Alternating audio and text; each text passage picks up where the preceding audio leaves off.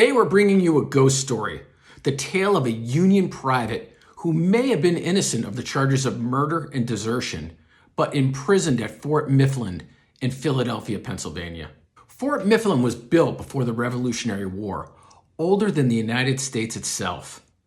During the American Civil War, it was converted into a prison. Squatting on the banks of the Delaware River, Fort Mifflin earned the nickname the Mud Fort. Ancient, cold, dank, often flooding with filthy river water. It became an incubator of disease and misery.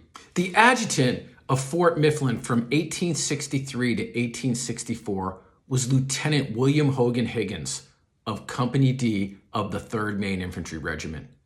He was on special assignment after recovering from a gunshot wound received at the Battle of Fredericksburg. Higgins was responsible for the paperwork for a prison that held captured Confederates, but also Union soldiers, many of whom were deserters. One of those prisoners was William Howe, a private with the 116th Pennsylvania Infantry Regiment, a private who was praised by his superiors for his valor in battle. But Howe got sick, and rather than go to a general hospital, he went home instead. He was bedridden for weeks, nursed by his wife. But Howe got charged with desertion. Anxious about the charges hanging over his head, he didn't want to go back to his regiment. So he wrote to the military superiors to tell them about his situation.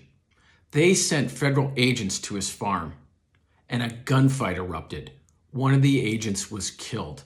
Howe and some of his neighbors said the agents were aggressive and even drunk. Convicted, Howe was sent to the Mud Fort, where Higgins put him in cell casement number 5. There was a campaign to get Howe released. There was a lot of evidence that he may be innocent of the charges against him. But it didn't matter. He was sent to the gallows, and he was hung to death in the courtyard at Fort Mifflin in front of an audience that paid money for tickets to watch him be executed. Legend has it that Howe's ghost still wanders the dank corridors of Fort Mifflin, perhaps seeking the justice and death that he did not get while alive.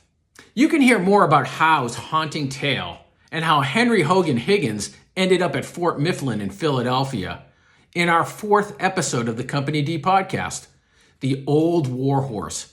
Thank you so much for listening, and have a happy Halloween.